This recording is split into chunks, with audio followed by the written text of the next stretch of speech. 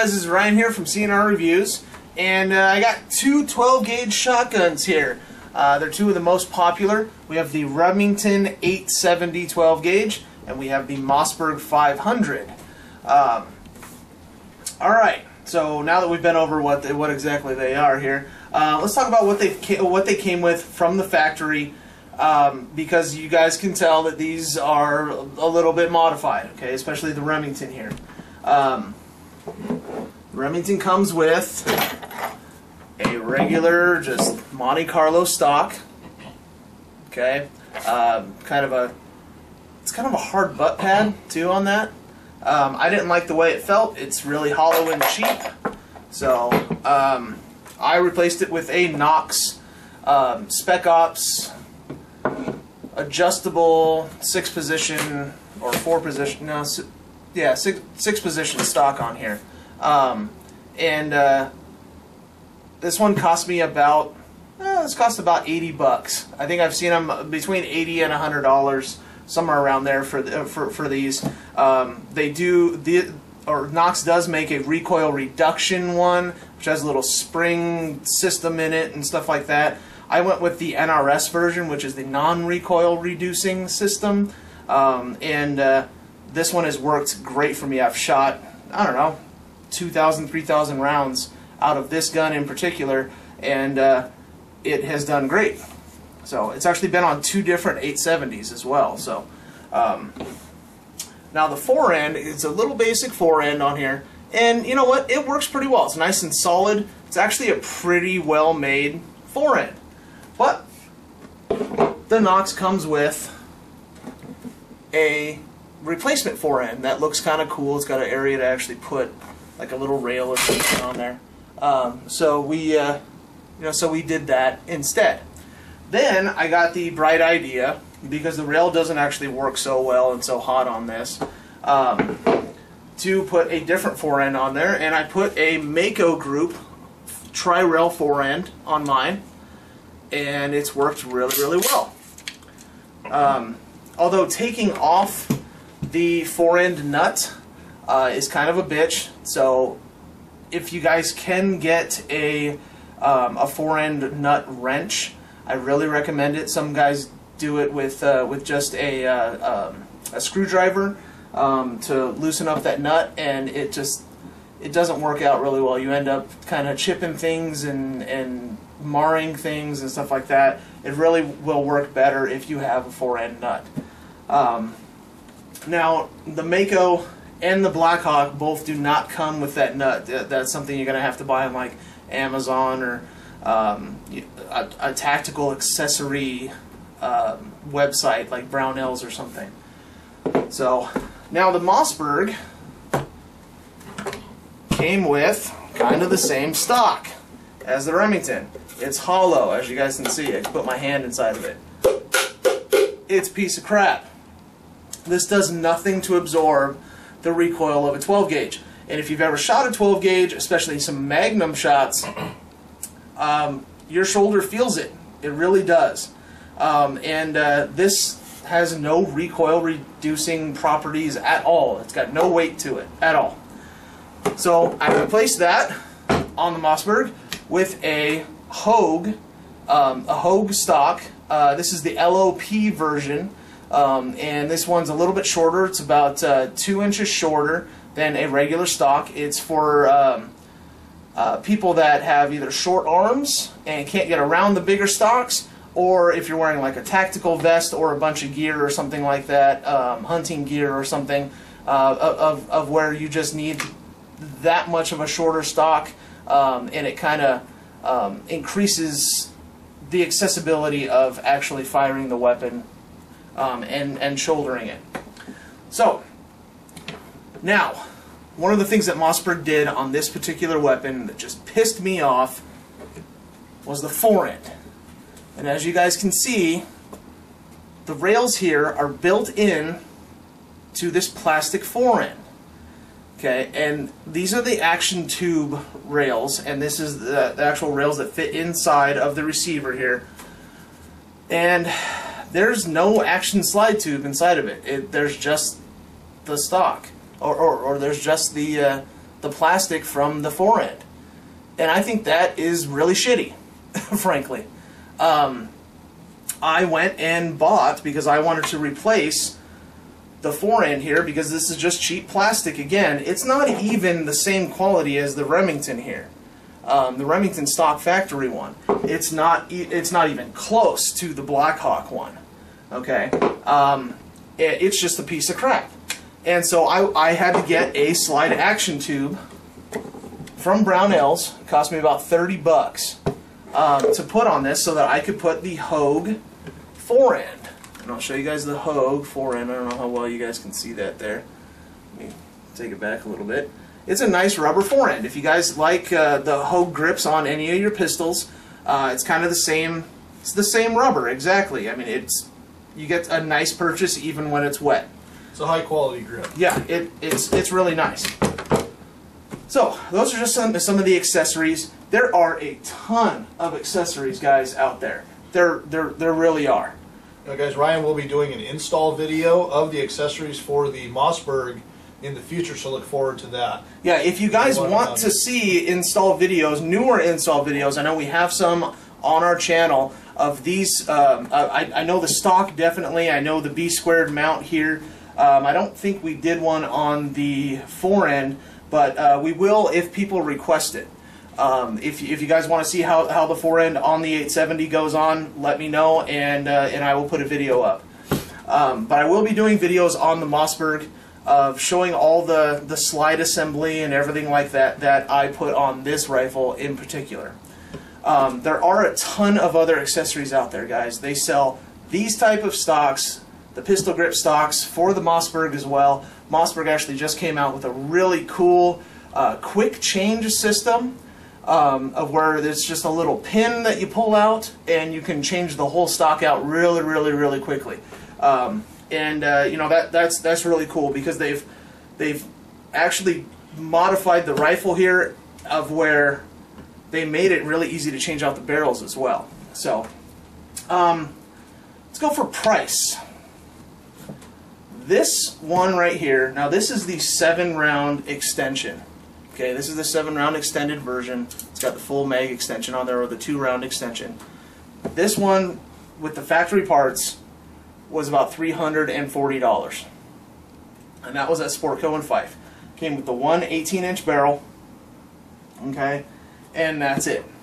The Mossberg was $319, guys, and it came as a field combo. Let me see if I can grab this barrel here. Came as the field combo, and it came with a 28-inch vent rib barrel with a modified choke, fixed modified choke in it. So you're not going to be able to replace the choke. I mean, it's not one where you know you can actually like unscrew the choke at the bottom. It's fixed, so you're not going to be able to remove that.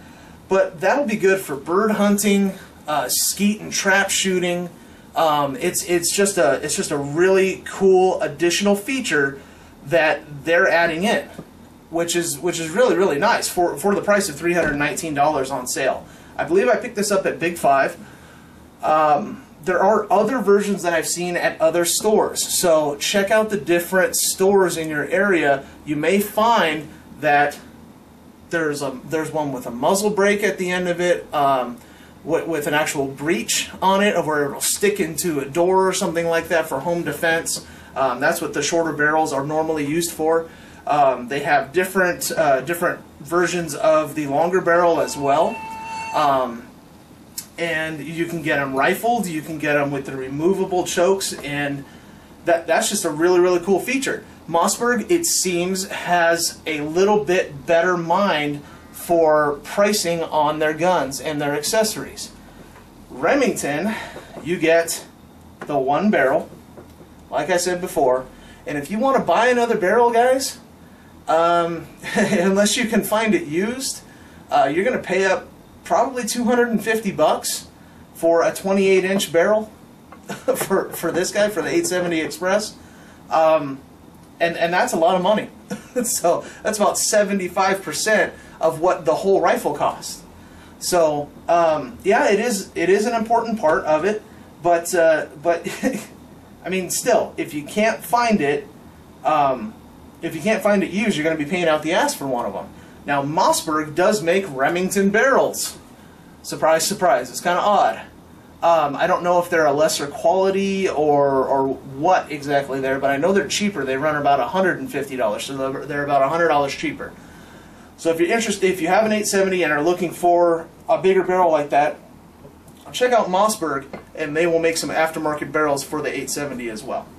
So, accuracy on these guys, they've both been great shooters. Okay, I've hit a propane tank with this one at about 85 yards with shotgun slugs. I've done a 200-yard shot with this one with shotgun slugs and hit the target 4 out of 5 times. Accuracy on the Remington is amazing. Accuracy on the Mossberg is also stellar. We just put a video up of me doing some trap shooting, and 5 out of 5. All right, I mean, it's a really good rifle. Okay, if you're if you're not going to put an optic on the top of it, kind of stay away from putting a rail or anything on that. Maybe look for a B-squared mount like this one, like I have on the Remington, which actually lets you still see your front bead, which is nice. And if you want to put an optic at some point, you can for deer hunting or something like that, or bird hunting or whatever. So, all right. So let's get to the next thing here. Reliability. Both of these have been stellar with reliability. Okay, I've only ran into one problem with the Remington, and that was straight off from the factory on this particular rifle. The spring inside the magazine tube here didn't let me load all 7 rounds, or all 6 rounds in the tube. I really didn't like having to buy an aftermarket spring to make the gun work like it should from the factory. But otherwise, when it came to cycling the gun, I've never had a problem. It feeds anything, and it will eject anything. So, I mean, it is nice and smooth. That thing is like glass, guys.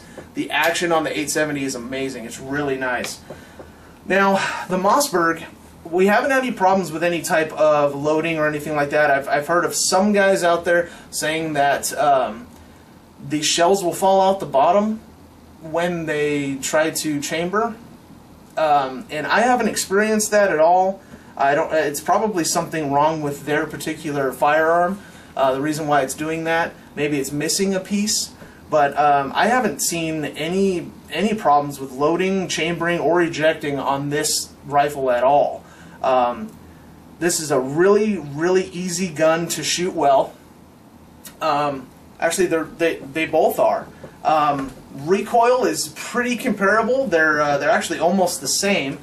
I'm not sure about weight. I haven't weighed either one of these guys, but the recoil is very comparable. I've actually shot both of them with pistol grips on them at the same time, like one in each hand, and then I switched off and switched to the other hand on each one, and they both shot about the same. So if you guys are interested in anything like that, then know that these are pretty comparable with that. Now, one of the things that I will tell Remington, you guys make it a bitch to take the barrel off and put a different barrel on quickly. Mossberg got it right with that. All you have to do is untighten this little nut here,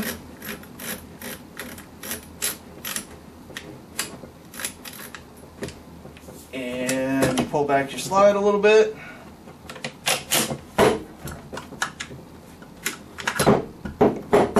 There's your barrel.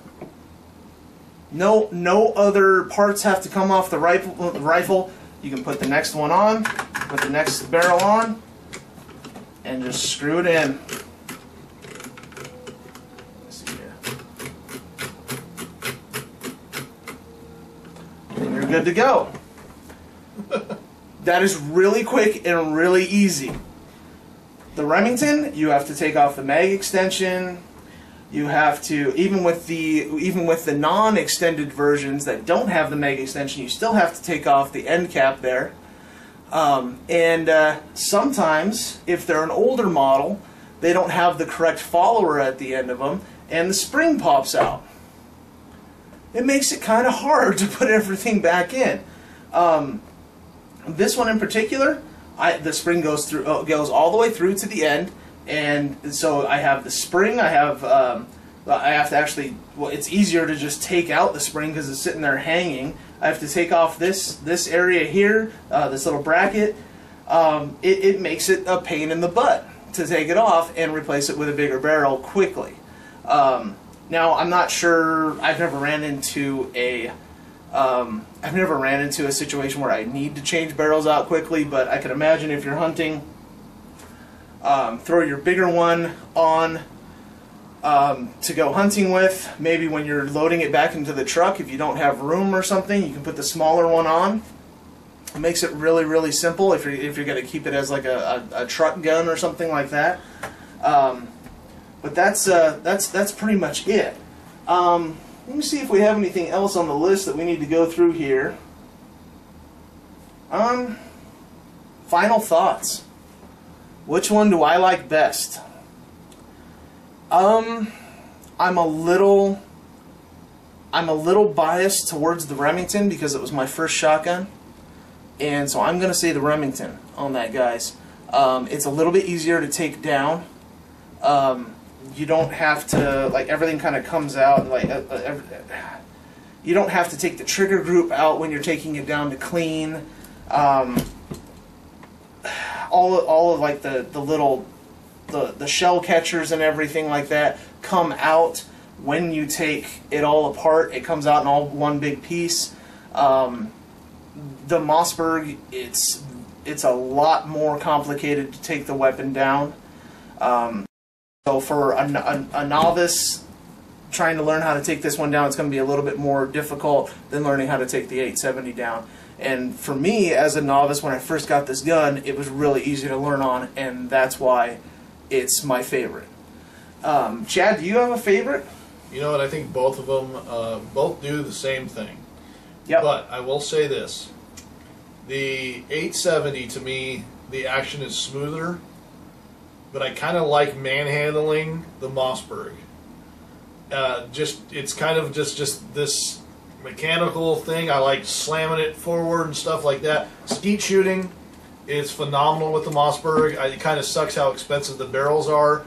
For me, my actual point of view goes as far as the best one would be the Mossberg, especially when you consider the field combo, where you have the defensive capability and then the ability to go and have some fun.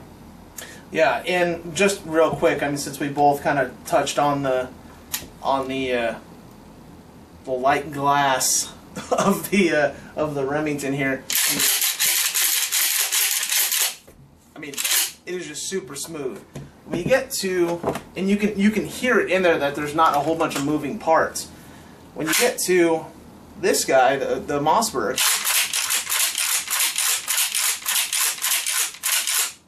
it's just that much. It's got almost that telltale sign of a shotgun being. Yeah, cocked. It's just a little bit.